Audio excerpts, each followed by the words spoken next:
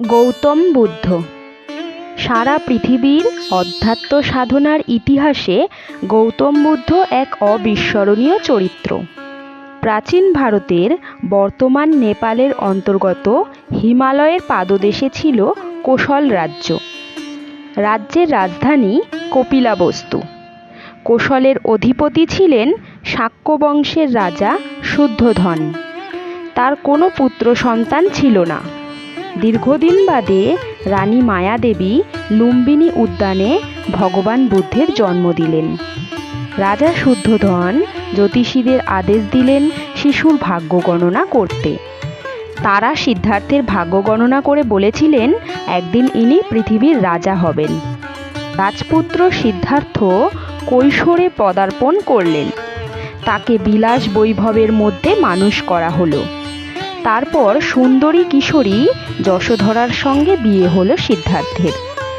যথাসময়ে এক পুত্র সন্তানের জন্ম হলো। তার নাম রাখা হলো রাহুল। একবার নগর পরিদর্শনে বেরিয়ে জরাগ্রস্ত মানুষদের দেখা পেলেন তিনি। তারপর দেখলেন অসুস্থ মানুষদের। এবার এক মৃতদেহ চোখে পড়ল গৌতম বুদ্ধের। তিনি বুঝতে পারলেন প্রত্যেক মানুষের জীবনের এটাই হলো অবশ্যম্ভাবী পরিণতি। শেষ পর্যন্ত গৌতম সংসার জীবনের সকল বাধা ছিন্ন করেন। সন্ন্যাসীর জীবনযাপন করতে থাকেন। রাজগৃহে এসে পৌঁছলেন তিনি। পাহাড়ে বসে ধ্যানমগ্ন অবস্থায় দিন কাটালেন। একটির পর একটি বছর কেটে গেল। গৌতম বুদ্ধ তখন সত্যের সন্ধানে মগ্ন। এলেন উরুবেলা নামে এক নগর প্রান্তে। সেখানে গিয়ে আবার ধ্যানে মগ্ন হলেন। দিনে একবার মাত্র সামান্য কিছু আহার করতেন। তারপরে একটি মাত্র চালের দানা ভক্ষণ করতে থাকেন। গৌতম পরিণত হলেন এক কঙ্কালসার মূর্তিতে। পার্থিব চেতনার জগৎ থেকে ধীরে ধীরে পরম প্রজ্ঞার জগতে উত্তরণ করলেন। ঘুচে গেল মনের অন্ধকার। পরম সত্যকে উপলব্ধি করলেন। এলেন সারনাথে। উপদেশ প্রদান করলেন 5 সন্ন্যাসীর কাছে।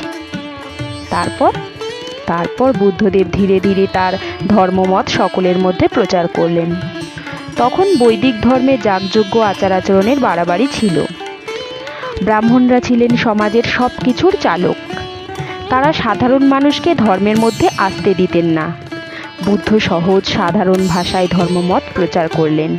ধীরে ধীরে মানুষ তার প্রতি আকৃষ্ট হতে থাকে। এমনকি রাজা এবং রাজকুমাররা পর্যন্ত স্বেচ্ছায় তার শিষ্যত্ব বরণ করলেন।